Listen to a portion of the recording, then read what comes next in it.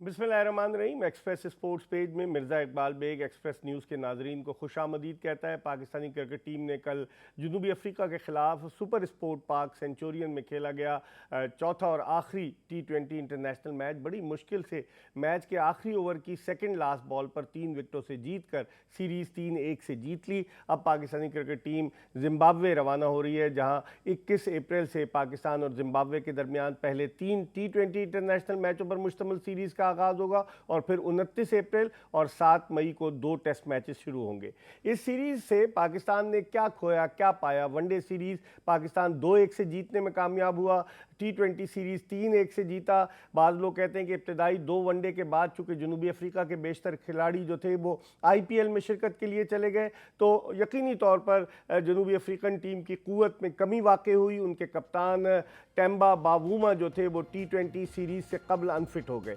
बहुत सारी बातें करेंगे और आज हमारे साथ वीडियो लिंक पर मौजूद है पाकिस्तान के टेस्ट ऑलराउंडर सुहेल तनवीर जो इंटरनेशनल क्रिकेट में अगर देखा जाए तो बड़ी ज़बरदस्त उनकी परफॉर्मेंस रही है। ख़ास तौर पर इनको T20 स्पेशलिस्ट जो है वो समझा जाता है सुहेल तनवीर को। और सुहेल तनवीर से आज हम बहुत सारी बातें करेंगे, पाकिस्तान के कॉम्बिनेशन के हवाले से, वर्ल्ड कप की तैयारियों के हवाले से, पाकिस्तानी टीम को वीज़े देने का फ़ैसला किया है भारत ने, और इसके अलावा हम बात करेंगे पाकिस्तानी सहाफ़ियों को भी वीज़े दिए जा रहे हैं। 2007 के बाद से दौरा नहीं हुआ और सुहेल तनवीर 2007 में पाकिस्तानी क्रिकेट टीम में आए थे। पहला वर्ल्ड T20 जब हो रहा था तो सुहेल तनवीर गए थे। हम बहुत सारी बातें करेंगे इनसे, लेकिन इससे पहले कि हम सुहेल तनवीर से गुफ्तगू के सिलसिले का आगाज़ करें, पहले आपको क्रिकेट के हवाले से एक पैकेज दिखाते हैं और जब वापस आएंगे तो बाकायदा बात करेंगे पाकिस्तान साउथ अफ्रीका वनडे और T20 सीरीज़ के हवाले से।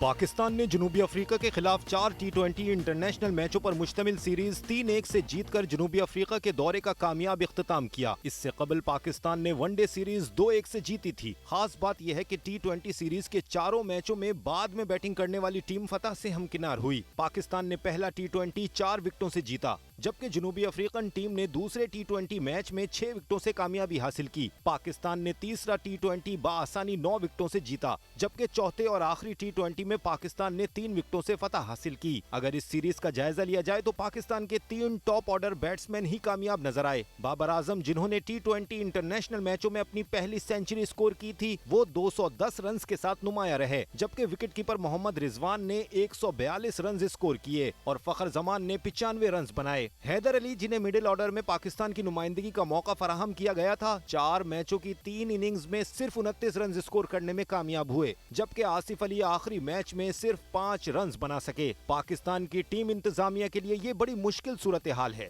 क्योंकि ना तो वनडे सीरीज और ना ही T20 सीरीज में पाकिस्तान के मिडिल ऑर्डर बैट्समैन अच्छा परफॉर्म करने में कामयाब हुए। बॉलिंग के शोबे में भी तीनों वनडे मैचेस और इब्तदाई 3 T20 मैचेस में पाकिस्तान की बॉलिंग इस तरह की नहीं रही। चौथे मैच में पाकिस्तानी बॉलर्स ने निस्बतन बेहतर बॉलिंग की और एक मरहले पर जब जनूबी अफ्रीका का स्कोर 2 विकेटों के नुकसान पर 109 रन था, ऐसा लग रहा था कि जनूबी अफ्रीकन टीम बड़ा स्कोर बनाने में कामयाब होगी, लेकिन उसकी 8 विकेटें सिर्फ 35 रन पर गिर गईं और वो 20वें ओवर में 144 रन पर आउट हो गई। इस सीरीज से पाकिस्तान को बहुत कुछ सीखने को मिला है। अगर पाकिस्तान को भारत में अक्टूबर में होने वाले T20 वर्ल्ड कप में अच्छा परफॉर्म करना है तो अपने मिडिल ऑर्डर को मजबूत बनाना होगा और तजुर्बाकार शोएब मलिक को टीम में वापस लाना होगा। अब पाकिस्तानी टीम जिम्बाब्वे रवाना हो गई है, जहां पाकिस्तान जिम्बाब्वे के खिलाफ 3 T20 मैचों पर मुश्तमिल सीरीज में हिस्सा लेगी, जो 21 अप्रैल से शुरू होगी और इसके बाद पाकिस्तान जिम्बाब्वे के खिलाफ 2 टेस्ट मैचेस भी खेलेगा। अब देखते हैं कि जिम्बाब्वे की कमजोर टीम के खिलाफ पाकिस्तानी टीम किस तरह की कारकर्दगी पेश करती है।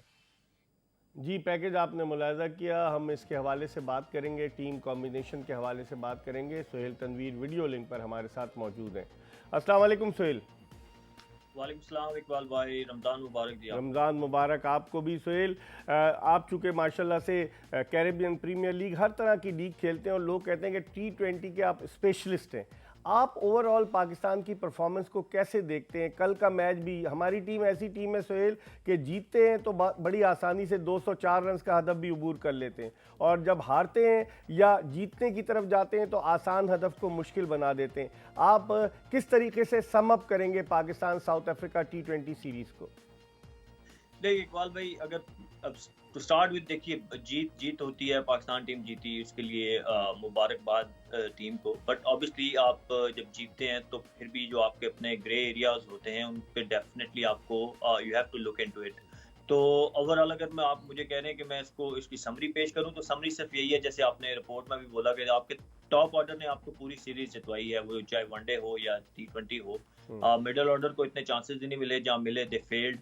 बॉलिंग में भी इसी तरह कोई इतनी आपको एक्सेप्शनल, सिवाय आखिरी T20 के कोई एक्सेप्शनल बॉलिंग नजर नहीं आई हमें। तो बहुत सारे ग्रे एरियाज हैं, रादर के मैं कहूँ कि एक होता है ना कि टीम एफर्ट से जीतना, ये इसमें इंडिविजुअल ब्रिलियंस नजर आई, उसमें बाबर आजम की हमें नजर आई, मोहम्मद रिजवान की आई, वनडे सीरीज में फखर की आई, इवन T20 में भी फखर जो एक दो मौके उनको मिले उसमें he was outstanding.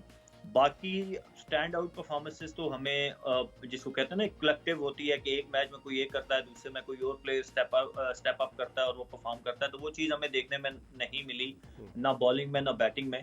So definitely concern जो हैं वो मौजूद हैं अभी भी, क्योंकि वर्ल्ड कप आ रहा है और अभी तक हमारी टीम जो है वो शेप अप नहीं हो सकी उस तरीके से। लेकिन सोहेल, अगर आप देखें, आपने खुद कहा और लोग भी ये कह रहे हैं कि हमारे टॉप ऑर्डर ही चले, चाहे फ़खर जमान हो, चाहे बाबर आजम हो, चाहे मोहम्मद रिजवान हो, वनडे सीरीज़ में इमामुल हक, तो हमारा मिडिल ऑर्डर जो है वो बड़ा वल्नरेबल है। आपकी क्या ओपिनियन है? अगर आप देखें पाकिस्तानी क्रिकेट टीम की कारकर्दगी को, तो आप समझते हैं कि मिडिल ऑर्डर में स्पेशलिस्ट बैट्समैनों को हमें लाना होगा, बजाय इसके कि हम मिडिल ऑर्डर में मेक शिफ्ट को लेकर आएँ? जैसे आपने देखा हैदर अली वो इनिंग्स ओपन करते हैं और वन डाउन पे आते हैं, उनको हम मिडिल ऑर्डर में ले आए, आसिफ अली को हम मुताद्दिद मौके दे रहे हैं। आपकी क्या राय है इस हवाले से? देखिए इकबाल भाई, जिस तरह स्पेशलिस्ट की जॉब होती है ना, जिस तरह आपने कहा कि ओपनर की जॉब होती है ओपन करना, आप बहुत रेयर देखा होगा कि किसी ओपनर को जब आप मिडिल ऑर्डर में लेके आते हैं, इंटरनेशनल क्रिकेट की मैं बात करूंगा, सब दुनिया भर की जितनी भी टीम्स हैं, तो सक्सेसफुल बहुत रेयर लोग होते हैं जो कि हर जगह पे अपने आप को सिचुएशन के हिसाब से अडॉप्ट करते हैं और वो परफॉर्म करते हैं।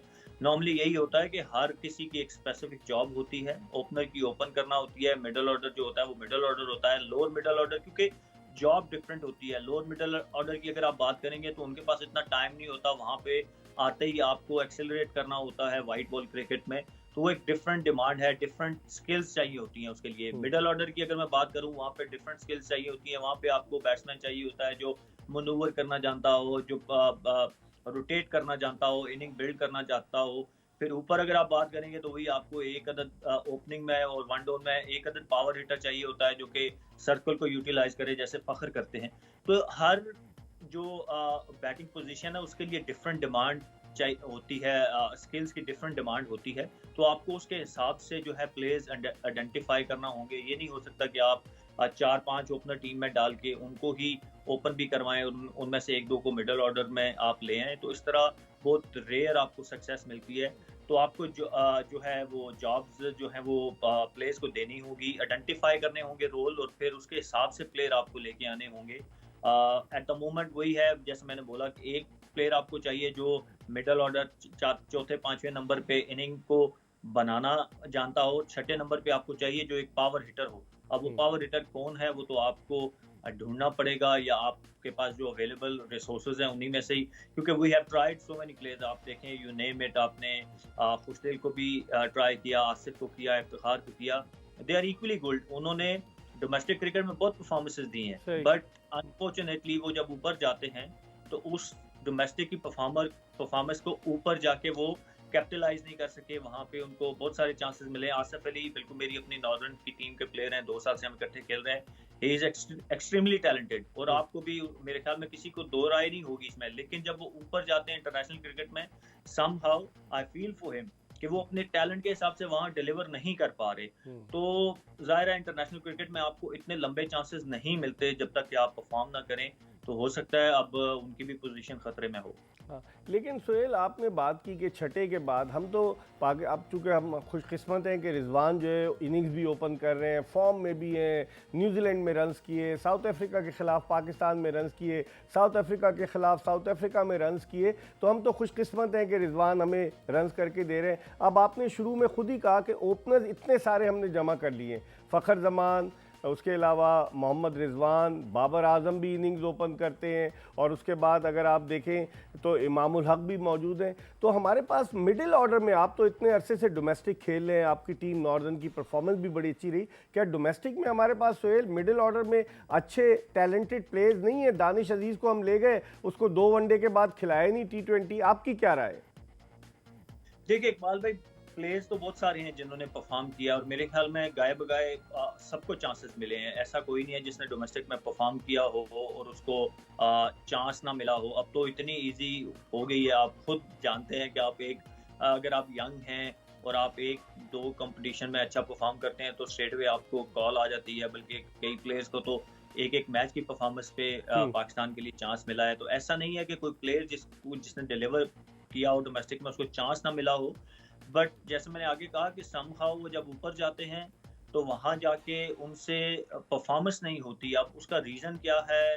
क्या हमारी डोमेस्टिक और इंटरनेशनल में डिफरेंस है?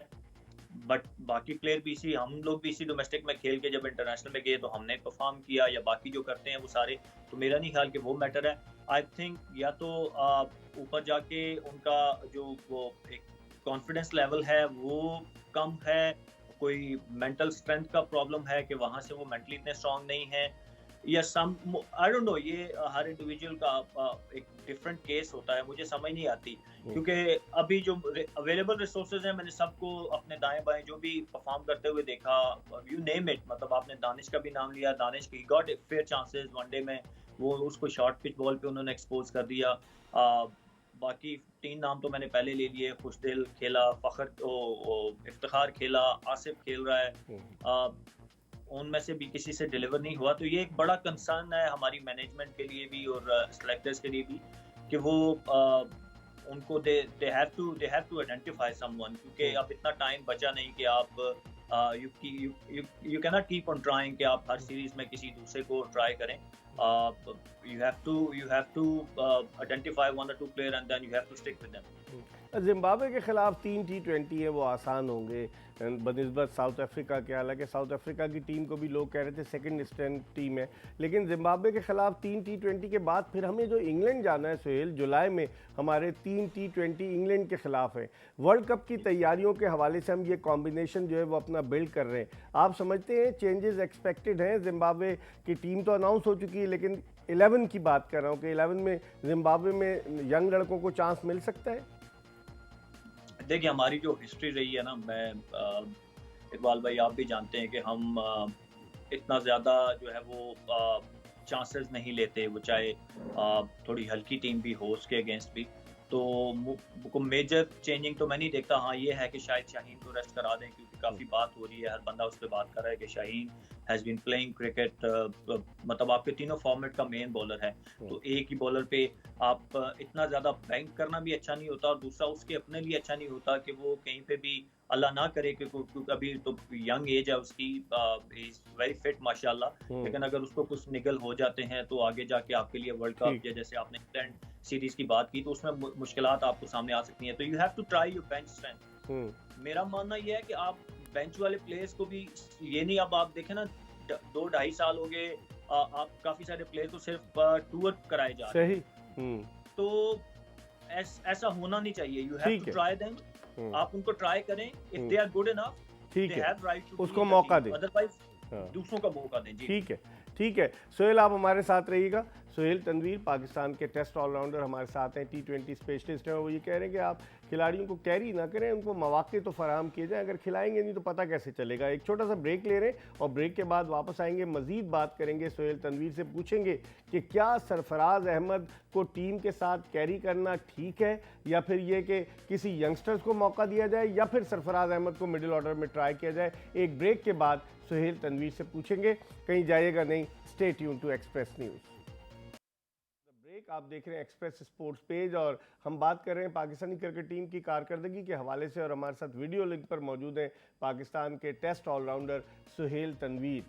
ब्रेक पर जाने से कल हम सोहेल तनवीर से बात कर रहे थे पाकिस्तानी टीम के कॉम्बिनेशन के हवाले से। अब थोड़ी सी बात करते हैं, हमने मिडिल ऑर्डर की बात की, और मिडिल ऑर्डर में दानिश अजीज़ को सोहेल सिर्फ 2 मौके मिले 2 वनडे में, और दोनों में गेंदें उसकी बड़ी ज़बरदस्त रही। यकीनन उसकी गलती है, लेकिन आप नहीं समझते कि अगर हम किसी यंगस्टर को ट्राई करें तो पूरा उसे मौका दें ताकि एक बात क्लियर हो जाए कि आया वो कॉम्पिटेंट है या नहीं है। ये 2 मैचेस के बाद अब आपने बिठा दिया, अब उसको फिर कैरी कर रहे हैं या तो आप उसको टीम से बाहर कर देंगे? आपकी क्या राय है इस हवाले से? नहीं, देखिए फेयर चांसेस तो बिल्कुल मिलने चाहिए और दानिश पिछले 2-3 टूर से पाकिस्तान टीम के साथ है। मैं स्ट्रांग बिलीवर हूँ कोई भी प्लेयर जो डोमेस्टिक क्रिकेट की परफॉर्मेंसेस में सिलेक्ट होके जाता है उसको फेयर चांसेस मिलने चाहिए। ठीक है, वो 2 वनडेज में मैंने कहा कि वो एक्सपोज हुआ थोड़ा उसकी टेक्निक शॉर्ट पिच बॉलिंग पे, बट आपको T20 अभी जिम्बाब्वे के अगेंस्ट एक अच्छी अपॉर्चुनिटी है कि आपने अपनी बेंच स्ट्रेंथ को ट्राई करना है। ऑब्वियसली मैं नहीं कह रहा कि सारे जो बेंच वाले हैं you have to win the games as well, but आप मिक्स एंड मैच कर सकते हैं। किसी एक मैच में एक सीनियर को रेस्ट करा के आप 1-2 बेंच वालों को, चाहे बैटिंग है या बॉलिंग है, दोनों में आपको रोटेट कर सकते हैं, रोटेशन पॉलिसी। तो ऑब्वियसली मैं अभी दानिश को मेरे ख्याल में आपके पास specially when you struggled in your middle order, तो अभी जिम्बाब्वे के अगेंस्ट एक अच्छा चांस है। आप उसमें दानिश को बिल्कुल चांस देना चाहिए फॉर 1 or 2 गेम्स।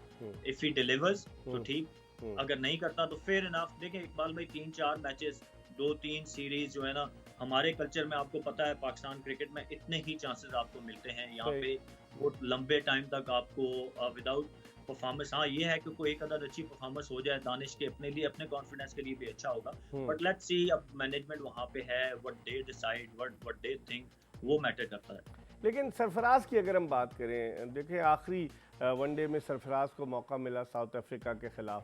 अब सरफराज को हम कैरी कर रहे हैं, इंग्लैंड ले गए लास्ट ईयर, इंग्लैंड में इसको आखिरी T20 खिलाया, फिर उसके बाद पाकिस्तान में जो सीरीज़ हुई साउथ अफ्रीका के अगेंस्ट, दोनों में वो बाहर बैठा रहा। फिर उसके बाद उसे अभी हम साउथ अफ्रीका ले गए, वहाँ पर भी 2 जो मतलब वनडे में बाहर बैठा, 1 वनडे उसको खिलाया, फिर चारों T20 में बाहर बैठा। अगर उसको नहीं खिलाना है, आपकी क्या राय है? फिर उसको कैरी करने की क्या ज़रूरत है अगर नहीं खिलाना, और अगर खिलाना है तो फिर यकीनी तौर पर आप उसको फिर मौके फराहम करें। देखिए बिल्कुल मेरे ख्याल में अभी जैसे मैंने आगे बात की कि नंबर 5 पे और 6 पे आपकी 2 जगह ऐसी हैं जो अभी भी आपके पास कोई सॉलिड उसका आंसर नहीं है, तो आपके पास जो प्लेयर्स हैं आप उनको ट्राई करें।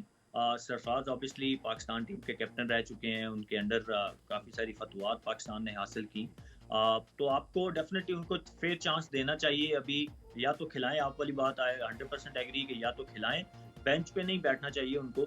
और 5वें नंबर पे वैसे भी सरफराज टाइप के बैट्समैन की आपको ज़रूरत है जो अगर तो आपकी 2-3 अगली विकेट गिर जाए तो आके मनूवर करें। So you have to try him. अगर तो वो डिलीवर करते हैं, if is good enough as a batsman only, तो वो फेयर इनफ, ठीक है। और अगर वो डिलीवर नहीं करते, उनके पास भी एक आंसर होगा कि यार आई गॉट माय चांसेस और मुझसे डिलीवर नहीं हुआ, so you have to decide.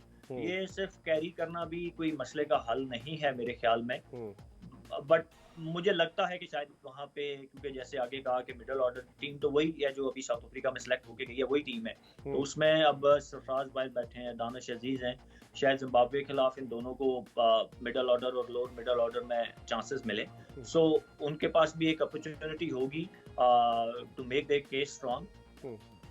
बिल्कुल आपने सही कहा, जिम्बाब्वे की टीम निस्बतन अगर देखा जाए सुहेल तो इतनी स्ट्रॉन्ग टीम नहीं है, तो और जिम्बाब्वे के ख़िलाफ़ सीरीज़ बनिस्बत साउथ अफ्रीका के हमारे लिए काफ़ी आसान होगी, लेकिन ये मौका होगा, आप समझते हैं कि टीम मैनेजमेंट के लिए एक बड़ी गोल्डन अपॉर्चुनिटी है कि उन प्लेयर्स को, जिस तरह आपने शाहीन आफरीदी की बात की कि उसको रेस्ट कराएं, वो मुसलसल क्रिकेट खेले जा रहा है शाहीन आफरीदी, 15 टेस्ट, फिर उस 25 और वनडे और 25 के करीब T20 2018 से, वो अप्रैल 2018 से मुसलसल क्रिकेट खेल रहा है। तो आप समझते हैं कि ये मौका है, सुनहरी मौका है टीम मैनेजमेंट के लिए कि वहाँ ट्राई करे दीगर खिलाड़ियों को, बेंच स्ट्रेंथ को, और ताकि पता चल जाए कौन कितने पानी में।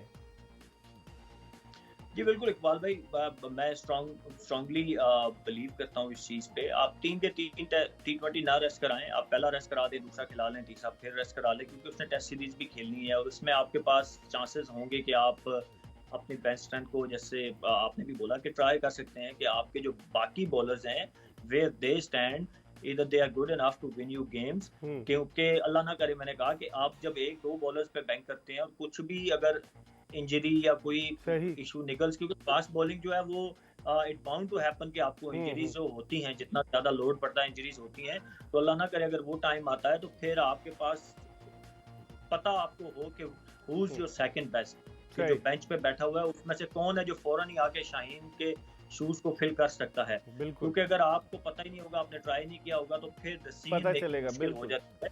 हाँ आपने जी, तो आप ये एक गोल्डन अपॉर्चुनिटी है। सही, आपने बड़ा जेन्युइन पॉइंट रेज़ किया। सोहेल, आप हमारे साथ रहिएगा। वक्त हो गया प्रोग्राम में एक छोटे से ब्रेक का। ब्रेक ले रहे हैं और ब्रेक के बाद सोहेल तनवीर के साथ दोबारा आपको ज्वाइन करेंगे।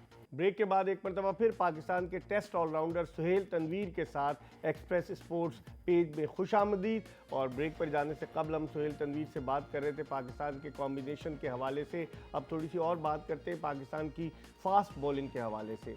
सोहेल, जिस तरह ब्रेक पर जाने से कबल आप कह रहे थे कि शाहीन आफरीदी को शायद एक आध मैच में रेस्ट कराया जाए क्योंकि इस वक्त वो मेन बॉलर है, आप हमारी बॉलिंग स्ट्रेंथ को कैसे देखते हैं? हम नए नए ट्राई तो करते रहे, बजाय डोमेस्टिक में वो ज़्यादा अरसा गुजारे। नसीम शाह को ले आए, वो अनफिट हो गए। मोहम्मद मूसा को ले आए, मोहम्मद मूसा चले गए। उस्मान शिनवारी थे, वो चले गए। जुनैद खान को नहीं पूछते। बहुत सारे ऐसे बॉलर्स हैं। आप समझते हैं कि अभी जो हमारी बॉलिंग स्ट्रेंथ है वो इस काबिल है कि हम वर्ल्ड कप T20 में अच्छा परफॉर्म कर सके? फास्ट बॉलर्स की मैं बात कर रहा हूँ। बाल भाई, अभी जो करंट आपने सीरीज देखी रिसेंटली, उसके अलावा आप रिसेंट पास्ट में भी देखें, जो हमारी अगर हम 6 महीने साल की बात करें तो इतनी कोई इम्प्रेसिव हमें परफॉर्मेंसेस नज़र नहीं आती। वो स्टैंड आउट बॉलर हमें एक शाहीन ही नज़र आता है, वो चाहे वनडे हो, टेस्ट हो या T20 हो। रीज़न यही है, आपने खुद काफ़ी सारे नाम ले लिए कि हम शायद बहुत ज़्यादा जल्दी कर देते हैं। मैंने इतना ज़्यादा जल्दी करते हुए दुनिया के किसी भी मुल्क को नहीं देखा कि ठीक है, आप वन ऑड कोई भी एक्सेप्शनल टैलेंट होता है जिसको आप जैसे शाहीन था, वो आया और उसने डिलीवर किया। ठीक है, आपको अगर एक प्लेयर लगता है कि वो अच्छा है, आप उसको लेके आते हो, बट इंटरनेशनल क्रिकेट जो है वो जगह सीखने की नहीं है, वहाँ पे आपको डिलीवर करना होता है। सीखने के लिए आपके पास डोमेस्टिक क्रिकेट होती है, और उसके बाद आपकी जो ये अकेडमीज की टीम्स होती हैं, या पाकिस्तान ए की आप बात करें, जो ए क्रिकेट होती है, वो लर्निंग एक प्रोसेस होता है। इंटरनेशनल क्रिकेट में जो भी प्लेयर आता है, वो चाहे 20 साल का है या 25 का या 30 का है, उसको डिलीवर करना होता है। ठीक है, आप एक यंगस्टर को कहते हैं कि चलें 1-2 सीरीज उसकी वो नया है तो उसको आप मौका देते हैं। सो पॉइंट इज कि आप, मेरे ख्याल में हम बहुत ज़्यादा जल्दी कर देते हैं। ये जितने बॉलर्स अभी खेल रहे हैं, इनके हार्डली अगर आप फर्स्ट क्लास स्टैट्स उठा के देखेंगे तो किसी के 2 मैच होंगे, किसी के 4 होंगे, किसी के 6 होंगे। तो वो एक एक प्रोसेस के थ्रू नहीं गुजरे हुए, जिसकी वजह से मुझे लगता है कि वो ऊपर जाके इतनी कंसिस्टेंट परफॉर्मेंस नहीं दे सकते। मैं नहीं कह रहा कि ये टैलेंटेड नहीं है, दे आर टैलेंटेड, इसीलिए वन आउट परफॉर्मेंस तो देते हैं, बट ऑब्वियसली क्योंकि वो मैच्योरिटी नहीं है अभी जो फर्स्ट क्लास खेल के आती है, जो लंबी बॉलिंग करके आती है। एक बॉलर जो है वो जब तक एक प्रोसेस के थ्रू नहीं गुजरता वो सीखता नहीं, किसी के बताने से आप नहीं सीख सकते। मैंने खुद अपना अगर मैं कैरियर देखूँ ना, तो मेरे भी सराउंडिंग में कोचेस बहुत ज़्यादा रहे, लेकिन अगर मैं कहूँ कि मैंने सीखा कैसे, वो सीखा मैंने मार खा के। बॉलर आप बनते हैं मार खा के, आप मुश्किल सिचुएशन में जब जाते हैं, वहाँ पे अपने आप को टेस्ट करते हैं, डिफरेंट चीज़ें ट्राई करते हैं, तो आप अपने आप के लिए कोई वे आउट निकालते हैं। हर बॉलर के लिए वे आउट डिफरेंट होते हैं, डिफरेंट स्किल्स होती हैं हर बॉलर की। तो वो जब आप खुद, वो कहते हैं ना कि अपने मरे बगैर जन्नत नहीं मिलती, तो जब तक आप वो प्रोसेस के थ्रू गुजरते नहीं, आपको जो है वो आप उस तरीके से बॉलर बनते नहीं। मार खा के ही आप बॉलर बनते हैं। मेरे ख्याल में प्रोसेस की कमी है, शायद मैं अगर कहूँ प्रोसेस की। अच्छा सोहेल, आप तो बड़े स्पेशलिस्ट हैं T20 के। वर्ल्ड कप हो रहा है, T20 वर्ल्ड कप भारत में अक्टूबर में, और भारतीय जो हुकूमत है, कल उन्होंने ऐलान भी कर दिया है कि पाकिस्तानी टीम को भी वीज़ा मिलेगा, सहाफ़ियों को भी वीज़ा मिलेगा। भारतीय विकेटों पर आज शाहिद आफरीदी ने एक बल्कि कुछ घंटे पहले ट्वीट किया था कि शोएब मलिक की मौजूदगी ज़रूरी है, क्योंकि एक्सपीरियंस बैट्समैन की मिडिल ऑर्डर में मौजूदगी बहुत ज़रूरी है। भारतीय विकेटों पर आप खुद भी वहाँ खेल चुके हैं जाकर, आप क्या समझते हैं? क्या हमें तजुर्बाकार मिडिल ऑर्डर बैट्समैन की ज़रूरत है, या हम इन यंगस्टर्स पर रिलाई करें और ये डिलीवर कर पाएंगे वहाँ? मेरे ख्याल में आपको मिक्स एंड मैच करना पड़ेगा। आप बिल्कुल ही रॉ टैलेंट के ऊपर इतना बड़ा इवेंट नहीं खेल सकते। बायलैटरल सीरीज जो होती हैं वो डिफरेंट होती हैं, और ये जो मेगा इवेंट्स होते हैं इनका प्रेशर टोटली डिफरेंट होता है। तो आपको जो है वो एक्सपीरियंस मेरे ख्याल में कैरी करना पड़ेगा। और वो चाहे शुएब मलिक हो या आपको कोई और एक्सपीरियंस प्लेयर डोमेस्टिक क्रिकेट में अगर नजर आता है जो 5वें नंबर पे सूटेबल हो, तो आपको यू हैव टू कैरी, क्योंकि वहाँ पे डिफरेंट डिमांड है। जो इंडियन पिचेस हैं वहाँ पे मतलब बैटिंग पिचेस हैं, थोड़ी वहाँ पे बाउंस वगैरह इतना आता नहीं। तो आपको हमें एक प्लेयर की शिद्दत से ज़रूरत है जो 5वें नंबर पे आके एंकर रोल प्ले कर सके, जो कि अभी मिस हो रहा है, आपको नज़र आ रहा होगा पिछली 1-2-3 सीरीज से।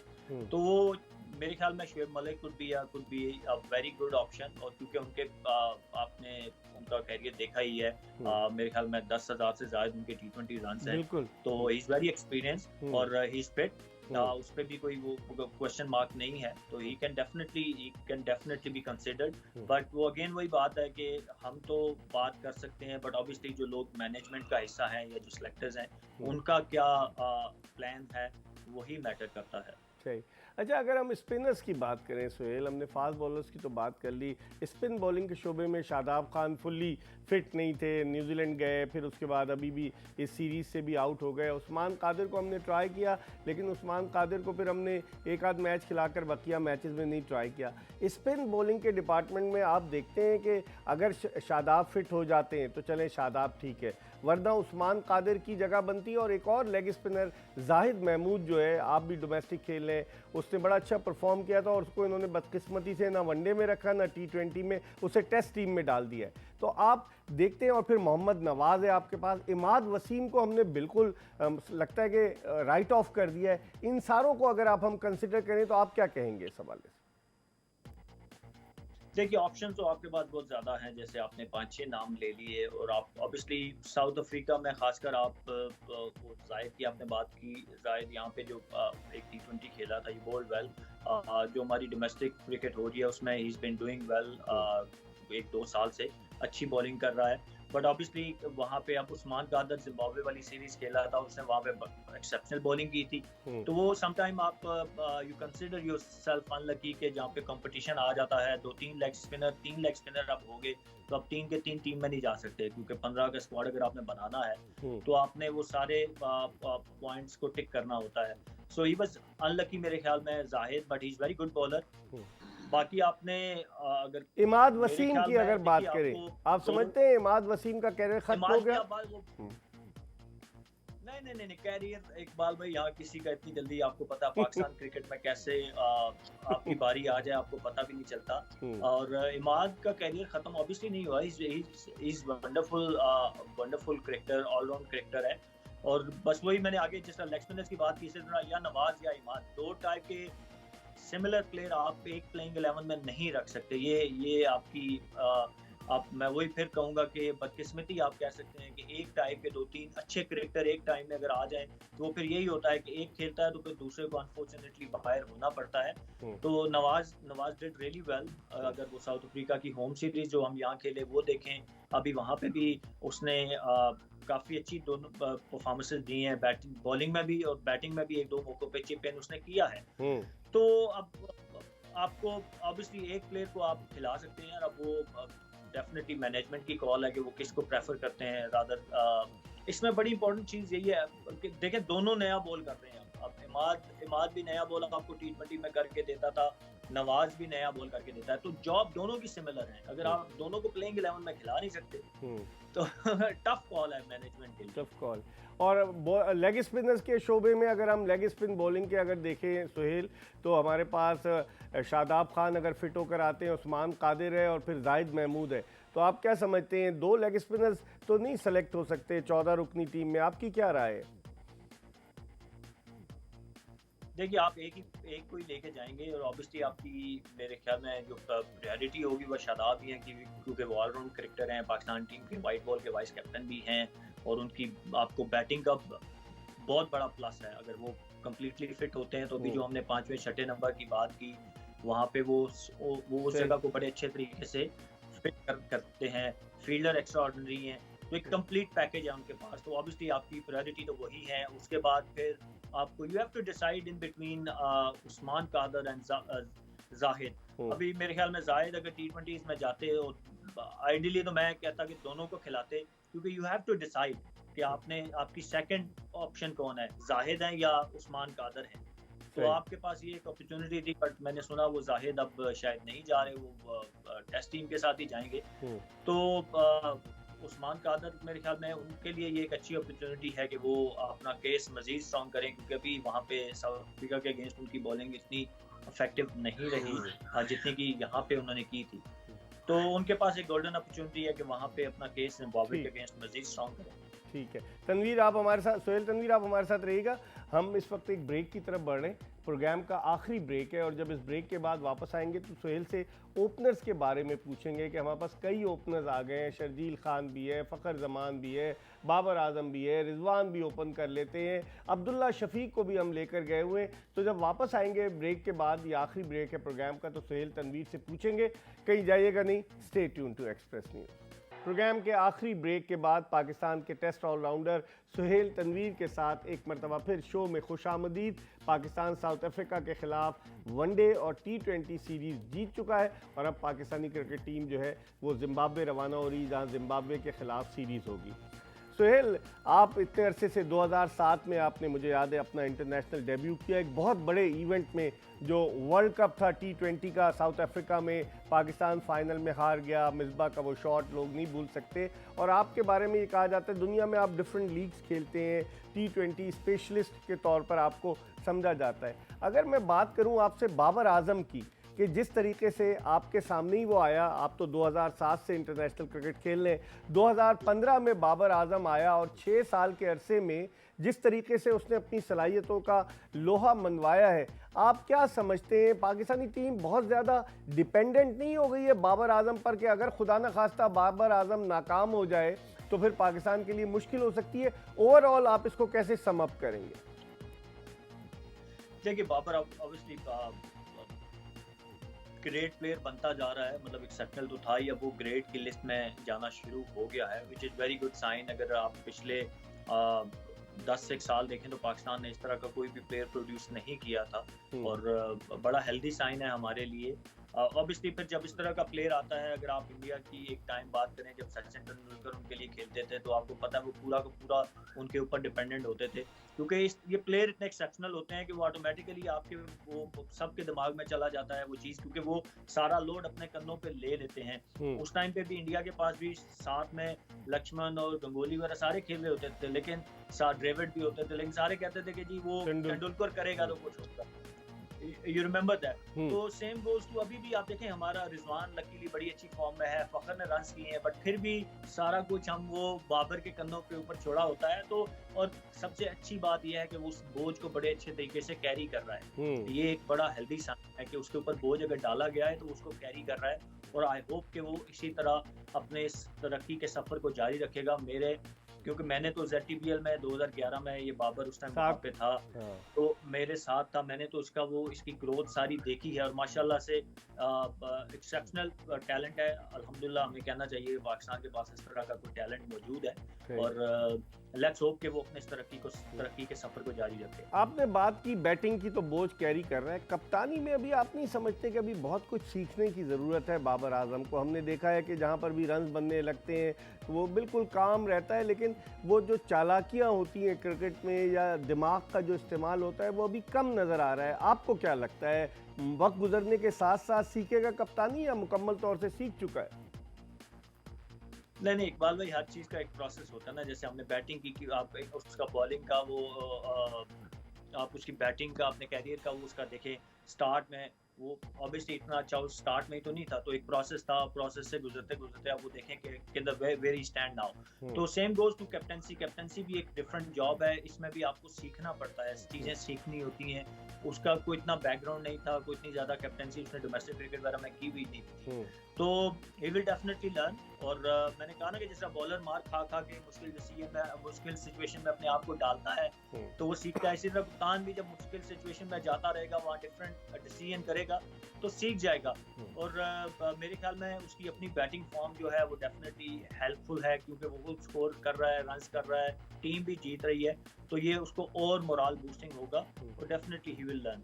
आपकी राय में फ़खर जमान वन डाउन के लिए सही है, या आप समझते हैं कि बाबर आजम ही सही है ओपन के लिए? बाबर आजम और उनके साथ जो है वो आपके मोहम्मद रिजवान। देखिए अभी तो इसी पेयर ने इट वर्क फॉर पाकिस्तान, तो ऑब्वियसली आपको you have to stick with it. Fakhar 3 पे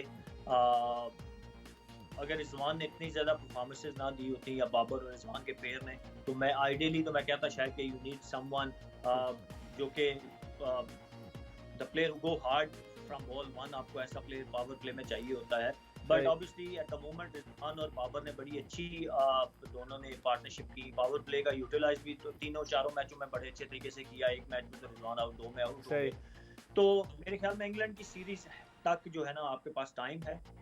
फखर का तो आपको पता है, ही इज ट्राइंग टेस्टेड, आपको पता है कि what he can do for you, क्योंकि वो दायरे का ज्यादा अच्छा इस्तेमाल कर सकता है ना सुहेल। आप तो खेले, वो अभी आप उसको प्लान भी रख सकते हैं कि अगर तो ये पेयर हमारा सक्सेसफुल रहता है जिम्बाब्वे सीरीज में भी, और देन इंग्लैंड जो सीरीज है ना वो असल वो जगह है जहाँ पे आपको सारी चीजें फाइनलाइज करनी है कि okay this is our bowling lineup, this is our batting lineup, ये हमारे ओपनर हैं, ये हमारा मिडिल ऑर्डर है, क्योंकि वो भी अपनी मेन स्ट्रीम के साथ खेलेंगे। वर्ल्ड कप के करीब होगा वो, तो पाकिस्तान भी अपनी मेन स्ट्रीम के साथ खेलेगा, वहां पे आपने डिसीजन मेकिंग करनी है। बहुत बहुत शुक्रिया सुहेल, आप हमारे साथ थे, हमें वक्त दिया। पाकिस्तान के टेस्ट ऑलराउंडर सुहेल तनवीर जो T20 स्पेशलिस्ट हैं, तजिया पेश कर रहे थे पाकिस्तान जिम्बाब्वे की वनडे और T20 सीरीज़ का, और बहुत सारे पहलू थे कि जिन पर हमने सुहेल तनवीर से बात की।